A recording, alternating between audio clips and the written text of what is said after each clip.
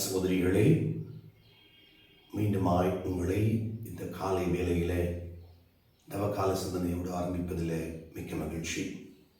இந்த நாளில் நாம் சிந்திக்க இருக்கின்ற நபர் விவிலியத்தில் மிக அதிக பக்கங்களை கொண்ட ஒரு கதாபாத்திரம் யோசேப்பு. யோசேப்பை பற்றி சொல்ல வேண்டும் என்றால் மிகச்சிறந்த ஒரு ஹீரோ. காரணம், 2 காரணங்களை சொல்லலாம். ஒன்று, தன்னை பற்றிய தெளிவை வைத்திருந்தவர். 2வது, தனக்கு நடப்பதை பற்றியும் புரிதல் கொண்ட ஒரு நபராக விவிலியத்திலே காணப்படுகின்றார். அன்பு சகோதரிகளே, he had quick intelligence and the ability to impress the right people என்று சொல்லுவார்கள். Quick intelligence and to impress the right people என்பது ஒவ்வொரு மனிதனுக்கும் தேவைப்படுகின்ற ஒன்று. 37வது அதிகாரத்திலிருந்து 50வது அதிகாரம் வரை என்று நீண்ட நெடிய அதிகார பக்கங்களை கொண்டவர் இந்த யோசேப்பு.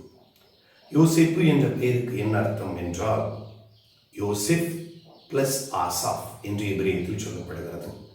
அதற்கு அர்த்தம் டேக்கன் அவே, அதாவது தன்னுடைய வாழ்வில் கிடைத்த சாபங்களை எல்லாம் கடவுள் எடுத்துவிட்டு என்னை மாற்றிப்படுத்தியவர் என்பதே இந்த யோசேப்பு என்ற பெயருக்கு அர்த்தம். யோசேப்பினுடைய சிறப்புகள் என்ன? 1, அவருடைய தந்தை யாக்கோபு யோசேப்பை அன்பு செய்தார். யோசேப்பும் தன் தந்தையை மிகுந்த அன்பு செய்தார்.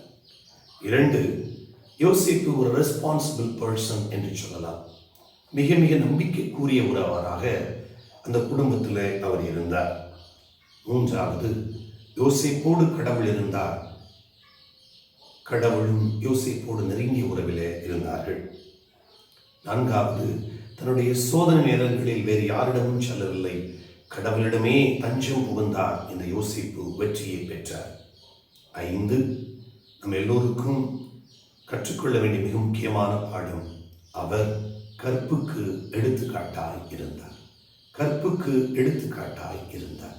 இந்த நேரத்தில் இந்த நாளிலும் கூட நம்முடைய வாழ்க்கையில் யோசேப்பை போல பல நேரத்தில் நாம் நல்ல சிந்தனைகளோடு தெளிவான வாழ்க்கையோடு வாழ்ந்தோம் என்றால் எதையும் நம்மால் ஜெயிக்க முடியும். கடவுளோடு இருப்பாராக. இந்த நாள் நல்ல நாளாக அமையட்டும். Have a nice day. God bless you.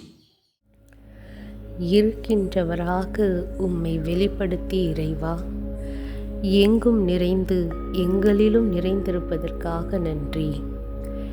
எங்கள் வாழ்வை எண்ணற்ற அதிசயங்களால் அழகு செய்வதற்காக நன்றி. இன்று நாங்கள் சிந்திக்கும் யோசேப்பு கனவின் மன்னன்.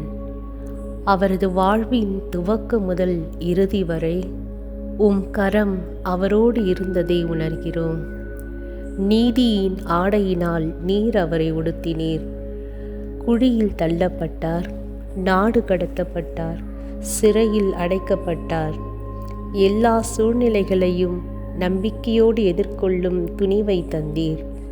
உடனிருந்தீர், உறுதிப்படுத்தினீர், தெளிவுபடுத்தினீர். சிறையிலிருந்து சிம்மாசனத்திற்கு உயர்த்தினீர். தீமையை நன்மையாக மாற்றும் மன துணிவையும் துன்புறுத்தியவர்களை மன்னிக்கும் நல்ல மனதையும் தந்திருந்தீர்.